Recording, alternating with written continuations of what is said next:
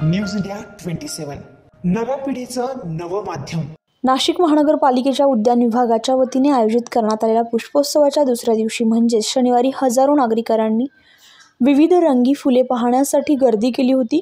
या निमित्त घेण्यात आलेल्या कवी संमेलनात 75 कवींनी कविता सादर केल्या।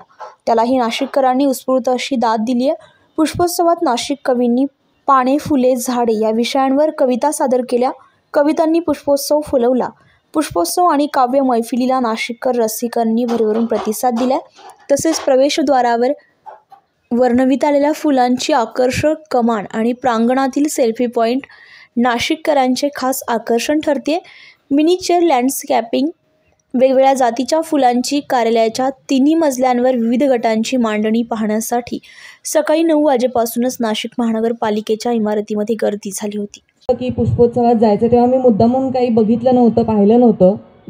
म्हटलं बघूयात काय, आणि खरोखर इथे येऊन मला एक सुंदर सरप्राईज मिळालं। एवढा भव्य पुष्पोत्सव असेल असं मला खरोखर वाटलं नव्हतं। हे पहिलंच वर्ष आहे पुष्पोत्सवात यायचं आणि मला आवडेल पुष्पोत्सवात प्रत्येक वर्षी यायला, कारण का इतकं प्रसन्न आणि टवटवीत वाटतंय लिटरली। सो तुम्हाला सर्वांना भेटूनही खूप छान वाटतं आणि नाशिकची क्रिएटिव्हिटी खरंच वाखाणण्याजोगी आहे। आम्ही खूप प्रकारची फुलं बघितली त्यानिमित्ताने, नंतर ड्राय फ्लावर्सने बनवलेली वेगवेगळी शो पीसेस बघितली, मिनिएचर्स बघितली आणि काय काय वेगवेगळ्या क्रिएटिव्हिटीज बघितल्या। खरोखर हे खूप इन्स्पायरिंग आहे का कलाकाराला हे सगळं जेव्हा तुम्ही बघता तेव्हा। ह्या पुष्प महोत्सवाला भेट दिलेली आहे आणि या महोत्सवाला गेल्या 2 दिवसापासून हजारोच्या संख्येने उत्स्फूर्त प्रतिसाद देणाऱ्या नाशिककरांचं सुद्धा मी अभिनंदन करतो की अतिशय चांगला आणि उत्स्फूर्त प्रतिसाद आपण या पुष्प महोत्सवाला दिलेला आहे। आता कालच मी सांगितलं की आपण साधारणतः 1992 पासून हा पुष्प महोत्सव साजरा करत आहोत, परंतु यावर्षीचा हा जो महोत्सव आहे तो आगळा वेगळा महोत्सव आहे आणि आपल्या हजेरीने या महोत्सवाला खरोखरच एक वेगळं स्वरूप प्राप्त झालेलं आहे। आणि या सिनेकलाकारांना सुद्धा आता त्यांच्याशी चर्चा करत असताना त्यांनी पण अशा प्रतिक्रिया व्यक्त केलेल्या आहेत की अतिशय सुंदर पुष्पोत्सव आपण इथं हा आयोजित केलेला आहे। असाच पुष्पोत्सवाला दरवर्षी आपण प्रतिसाद द्यावा अशी एक अपेक्षा व्यक्त करतो आणि वृक्ष संवर्धनाने आपलं नाशिक शहर स्वच्छ आणि सुंदर करावं अशी एक अपेक्षा बाळगतो। धन्यवाद। वेगळाच माहोल आहे, एक वेगळ्या प्रकारचं प्रदर्शन बघायला मिळालं, कारण मुंबईमध्ये साधारणतः असं काही बघायला मिळत नाही आम्हाला आणि आमच्या धकाधकीच्या जीवनामध्ये तर नक्कीच नाही बघायला मिळत।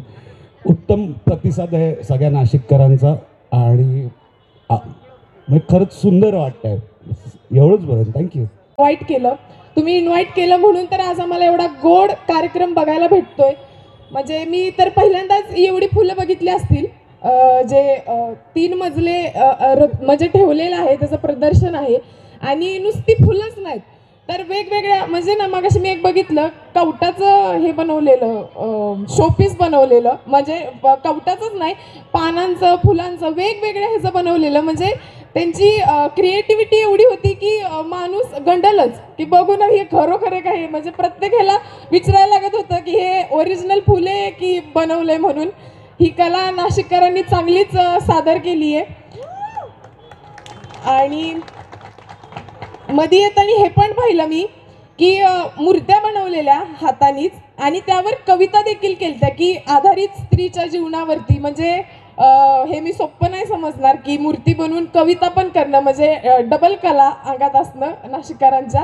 ही एक खास मोबाईलमध्ये बघितलं होतं की फुलांची इतकी सुंदर आरास किंवा इतकं सुंदर बुकेज वगैरे, आणि आज प्रत्यक्षात बघायला भेटलं तर खूप प्रसन्न वाटतंय आज या ठिकाणी आणि एवढं असं उत्स्फूर्त वातावरण आहे। त्यानंतर सरांनी जसं सांगितलं की मागच्या वर्षी फक्त 700 एंट्रीज होत्या आणि ह्या वर्षी जवळजवळ 1800 एंट्रीज आहे। ते पण 1800वर क्लोज केलं त्यांनी म्हणून 1800 एंट्रीज आहे, नाहीतर जवळजवळ 2500 एंट्रीजची संभावना होती। म्हणजे खरं तर या गोष्टीवर खरंच टाळा झालं पाहिजे, कारण नाशिककरांचा हा जो काही उत्साह आणि फुलांवरचं जे प्रेम आहे ते बघून आम्हालाही खूप प्रसन्न वाटलं, खूप आनंद वाटला। न्यूज इंडिया मराठीसाठी हेमंत काळमेघसह अश्विनी पुरी, नाशिक।